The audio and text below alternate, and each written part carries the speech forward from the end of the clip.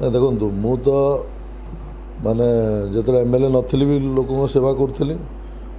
संगठन थी से भी सेवा करी एना 10 वर्ष एम एल ए रेड़ाकोल थी रेड़ाकोल भी सेवा करी संबलपुर भी जोटी जोटी मत सुजोग मिलूला मु लोक काम करी एना मत माननीय मुख्यमंत्री नवीन पट्टनायक संबलपुर सैनिक भाव लड़ाई जो सुजोगटा देते निश्चिंत भाव एना मु संबलपुरवासी सेवा करी कारण ये विगत 25 वर्ष भितर एवं विशेष भाव जो जनार्दन मिश्र आज्ञा जो 20 वर्ष एम एल ए रहिले से किसी भी विकास संबलपुर करना आज यदि देखिए तुलना करेंगे आम एना पश्चिम ओडिशा प्राण केन्द्र कहले भी आम झारसुगुड़ा राउरकेला बरगढ़ बलांगीर सब पछे रहीगलु एवं तार एकमात्र कारण हूँ जदि एम एल ए जड़े शोई पड़ो एवं एमपी शोई पड़ो दुई जन एम एल ए एमपी दुई जन गत थर बीजेपी दलर दुई जन संबलपुरवासी विश्वास कर भोट देते दुई जन जो भाई शोई पड़े 5 वर्ष लोकंर किसी काम ही नहीं सब जो आम पढ़ा को जाऊँ जो मौलिक सुविधा भी लोक मिलवा कथा सेटा भी मिल पार ना जो आज से जो ड्रेन हो रास्ता हो स्ट्रीट लाइट हो शौचालय हो क्लब हो मंडप हो किसी काम हो पारनी तो लोक एथर अतिष्ठ होती लोक मन बन सारी एथर माननीय मुख्यमंत्री नवीन पट्टनायक प्रतिनिधि भाव में मते एवं आमर जो प्रणव प्रकाश दास जी आम सांसदीय प्रार्थी अच्छा आम दुई जन को बहुत संख्या भोट्रे ये जययुक्त करेंगे और से मैंने जानते जे माननीय मुख्यमंत्री नवीन पट्टनायक ही विकास करते 2014-19 भी भल विकास होता यहीना ये 5 वर्ष आम जोटा 75 वर्ष विकास हो पारनी आम ये 5 वर्ष करके देवु एवं ताप आम रोड मैप भी बनईचु आमर गोटे कौन विजन प्लान आ कौन से सब भी आम रोड मैप भी आम करीचु आम से आपको लेखाटा देवु आम संबलपुरवासी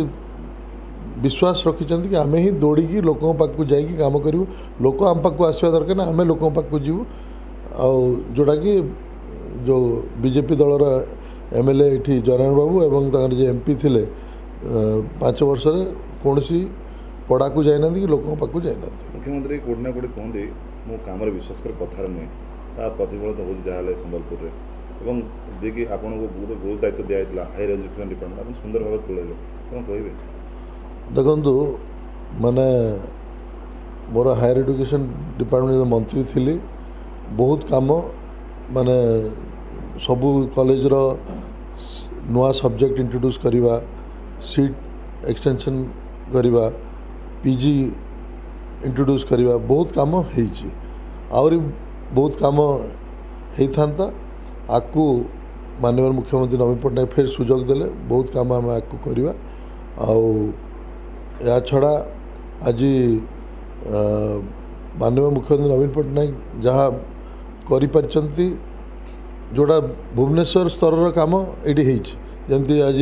समलेश्वरी प्रकल्प महानदी उपरे द्वितीय ब्रिज सपने उपरे ब्रिज रिंग रोड रो संस्पर्शन प्लानेटोरियम किंतु गोटे एम एल ए यदि निजे किसी प्लान प्रोग्राम करनी ताकू निजे तदारत करनी निजे किसी निज आड़ किसी प्रपोजल दब ना ताले से एरिया के डेवलपमेंट हो पार एम एल ए शोई से अंचल भी शोई पड़ो केन्द्रमंत्री बहुत थर देखा मिली जो राजगुड़ा केन्द्रमंत्री अच्छा एमपी ठिया राजा रास्ता हो पाने हाईवे जो NH 55 हैरान हो शुणु जे केन्द्रमंत्री यहीना संबलपुर मन पड़ा जो 10 वर्ष केन्द्रमंत्री थे से संबलपुर गोटे काम कह दिखाँ जोटा से कर ऑयल पेट्रोलियम गैस सेक्टर कौन कहतु एडुकेशन सेक्टर कौन कहतु स्किल डेवलपमेंट कौन कहतु से कौन सी काम करना एना देखला लगला ढेंकानाल रु जीति पारे भाविकी यहाँ टी आउ टे पश्चिम ओडिशा आसी तो आम सरल लोक आम विश्वास रे भोट दे दो बीजेपी को देचु भी से यू पलि कि एथर संबलपुरवासी बुझीगले कि भुआ बुला जाऊँगी एवं बीजेपी दल तांकठू बारंबार तांकू भोट देला परे भी तांकू जितेला परे भी तांको प्रति जो पश्चिम ओडिशा प्रति और संबलपुर प्रति जो दायित्व तुलेवा कथा तुले नांती एथर से मनस्थ कर विजु जनता दल नवीन पट्टनायक को पूरा भोटा देवे और जितेबे। डबल इंजिन चलो ना जोड़ी शंख बाजिब डबल इंजिन शंखर हम एवं डबल इंजिन नवीन पट्टनायक हम संबलपुर निर्वाचन मंडल और संबलपुर संसदीय क्षेत्र में मोदी ग्यारंटी काम करेंगे कि नवीन पट्टनायक ये गोटे ग्यारंटी काम करा हूँ माननीय मुख्यमंत्री नवीन पट्टनायक ग्यारंटी आउ को ग्यारंटी काम कर। धन्यवाद।